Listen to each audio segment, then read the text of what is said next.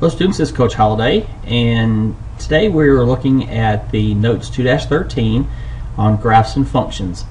This is going to be an introduction to graphing functions, and also we'll continue working with independent and dependent variables. So go ahead and take out your notes, and let's go ahead and get started. Example 1, we're going to look at this example together and go from there. A shoe store is having a sale.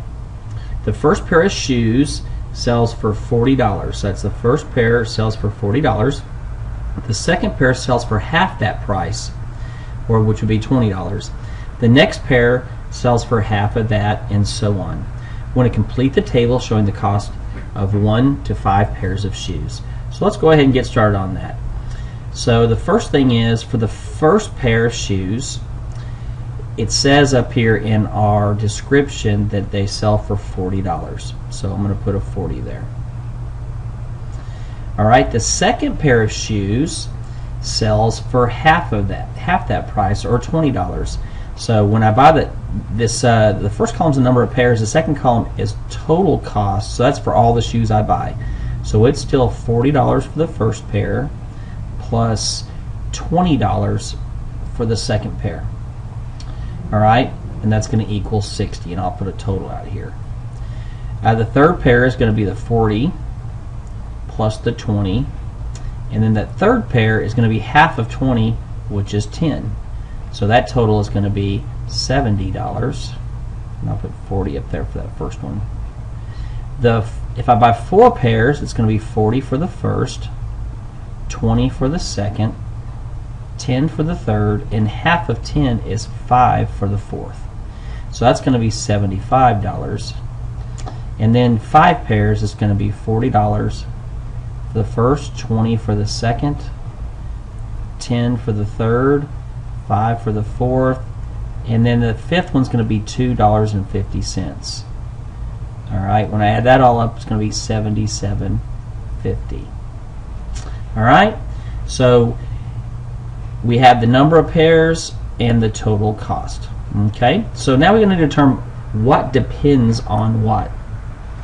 Is it the number of pairs of shoe we buy depends on the total cost, or the total cost depends on the number of pair of shoes? And this would be the total cost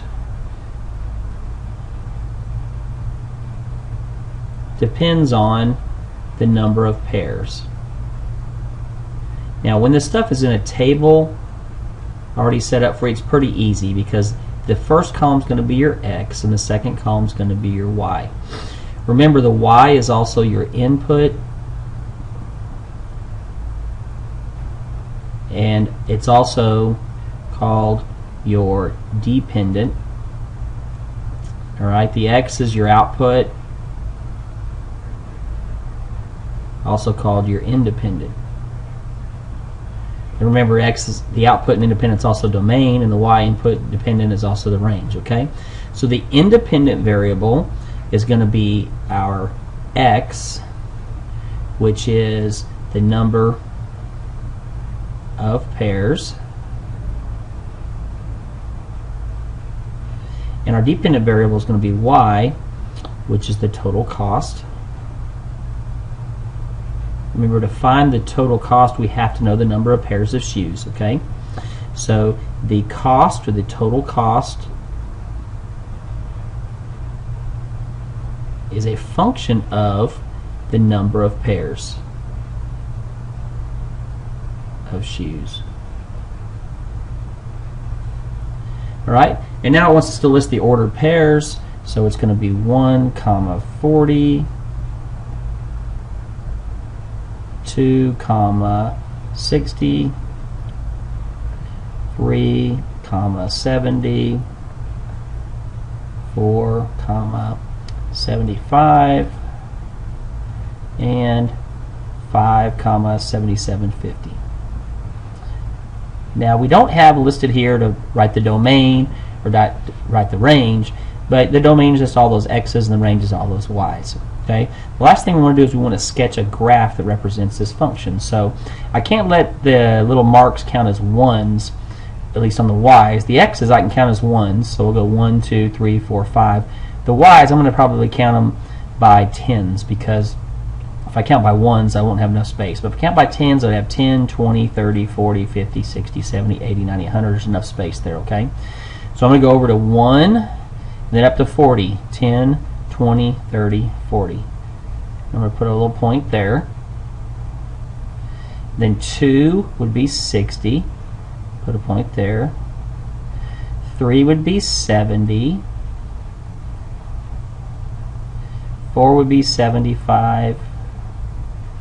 And 5 would be 77.50. Alright, so there's what my points look like. And again, remember I label this as 10, 20, 30, 40, 50. I went by tens, and so on. Okay? And that's how this looks. Okay? So if I were to sketch a little graph, if I wanted to connect the lines, it's not going to be linear. It's going to kind of go like that. Alright, if I wanted to connect those lines. Alright, so make sure you complete the whisk, and we'll see you in class to do some work on this stuff.